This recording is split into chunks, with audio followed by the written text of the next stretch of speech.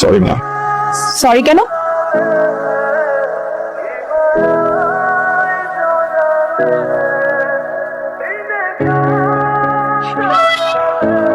ওমা কি সুন্দর, তুই কি বিয়ে করে ফেলছিস?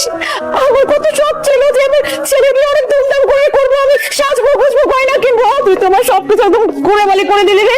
এখন আমি কি করবো? তুই বিয়ে করে ফেলেছিস? দেখো আমাদের বৌমা কত সুন্দর। কথা বলছো তো আমি, ছেলে বউর সাথে কথা বলতে দাও। নাম কি? তানহান থেকে। কোন এলাকায় থাকো? ঢাকায়? গ্রামে থাকি, গ্রামের মেয়ে। পড়াশোনা হচ্ছে না, ঢাকা আসছে না।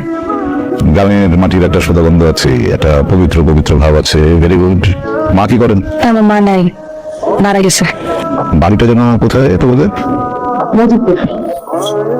দাঁড়াও,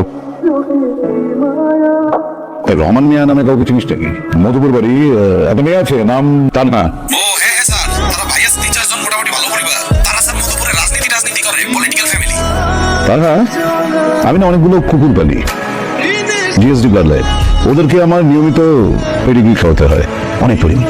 বিদেশি কুকুর তো দেশি খাবার খাওয়ালে বদহজম হয়ে যায়।